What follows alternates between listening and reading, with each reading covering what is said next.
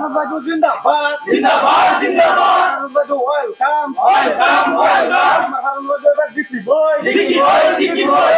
Baju Ziki boy, Ziki boy, Ziki boy. সমাগত পঞ্চায়ত নিৰ্বাচন আপুনি দলাবলৈ আপুনি যে নিৰ্দলীয় প্ৰতিদ্বন্দ্বী হয় দলাবলৈ আপুনি দিনে নিশাই প্ৰচাৰ কাৰ্য চলাই আছে এই মুহূৰ্তে আপোনাৰ কেনেকুৱা সঁহাৰি পাইছে হয় আমি ফাকলি জিলা পৰিষদীয় সমষ্টিত আমি ৰণডংকা বজাইছোঁ আৰু আমি ৰণ কেনেকৈ জিকিব লাগে তাৰ বাবে কৌশলসমূহ আমি আলোচনা কৰিছোঁ আৰু মোৰ সৌভাগ্যৰ কথা যে আমাৰ এই অঞ্চলৰ যিসমূহ বয়োজ্যেষ্ঠ আছে অভিজ্ঞ লোক আছে বা যুৱকেই হওক শিক্ষিত যুৱ সমাজ আছে সকলোৱে মোক বুদ্ধি পৰামৰ্শ দিছে আমি কেনেকৈ জিকিব পাৰিম সেই বুদ্ধি কৰি সেই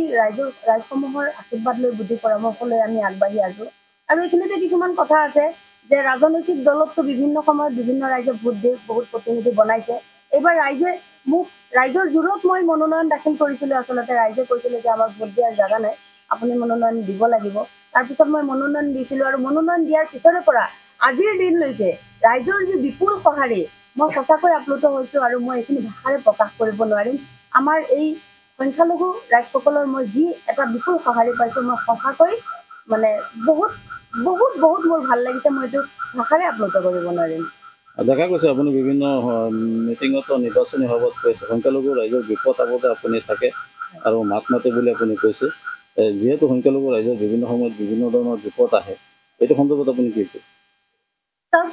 আজি সংখ্যালঘু মুছলমানক বিভিন্নজনে গালি খপনি পাৰি থাকে